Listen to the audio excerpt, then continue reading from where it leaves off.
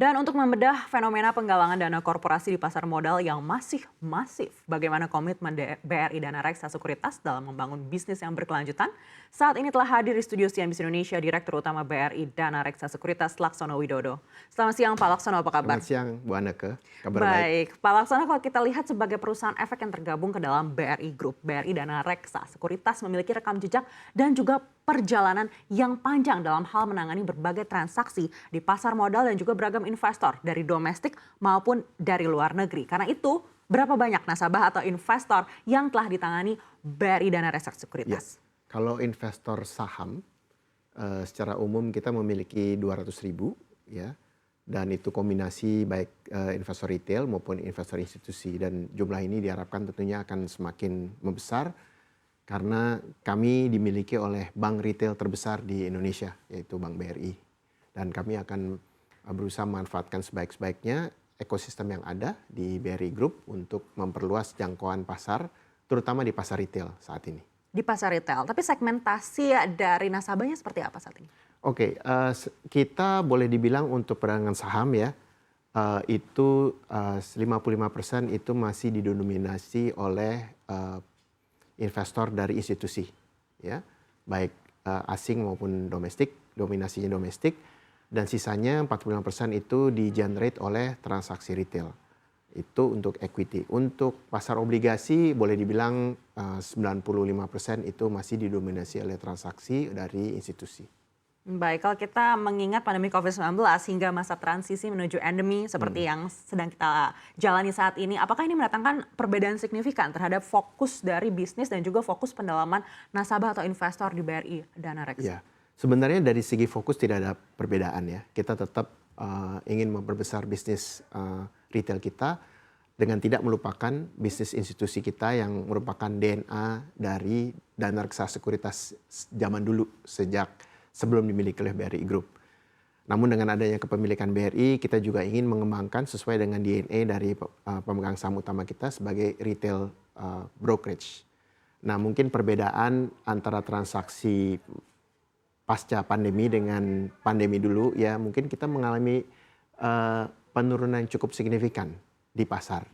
Secara overall, penurunan dari transaksi ekuitas secara rupiah itu turun 35% year on year, ya, year to date. Dan kalau kita bedah lagi, sekitar 22% itu penurunan dari transaksi institusi, ini dikarenakan kondisi pasar saat ini, dan 46% itu penurunan transaksi dari retail. Ya mungkin dulu zaman pandemi kita lihat orang-orang nggak bepergian ke luar negeri, nggak melakukan investasi, baik properti, bisnis maupun beli mobil, nggak makan di restoran. Sekarang recovery sudah terjadi dan mungkin sebagian besar uang-uang itu kembali ke bisnis real.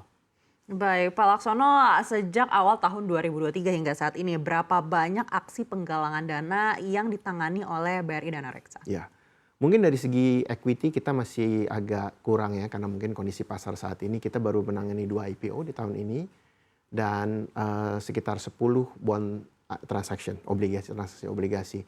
Yang di pipeline masih ada 30 lagi, ya mudah-mudahan apabila kondisi market masih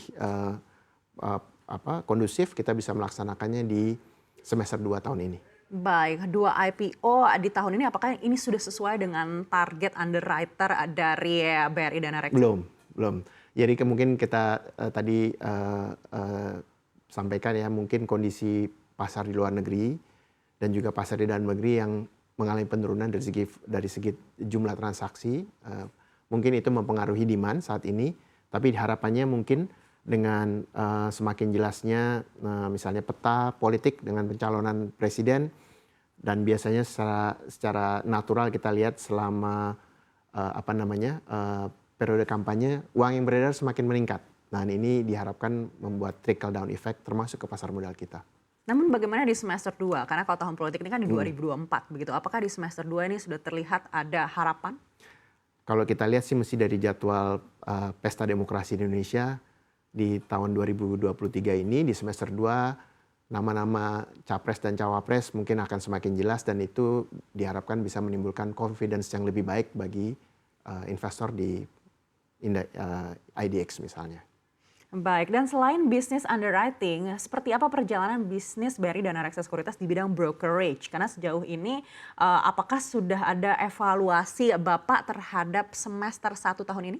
Ya, mungkin seperti yang saya bilang tadi, semester 1 tahun ini mungkin masih di bawah target kami ya, karena kondisi pasar dan itu perlu kita tingkatkan lagi effort terutama untuk meningkatkan value transaction di semester 2 tahun 2023 ini. Harapannya juga mungkin dengan perbaikan iklim investasi di semester 2, diharapkan mungkin beberapa IPO bisa berjalan dengan baik dan ini akan menimbulkan animo dari masyarakat untuk melakukan investasi di IDX di Bursa Efek Indonesia. Baik, menarik sekali, kita harapkan bersama. Kita akan lanjutkan dialog usai jeda. Tetaplah bersama kami, dialog segmen Money Talks akan kami lanjutkan sesaat lagi.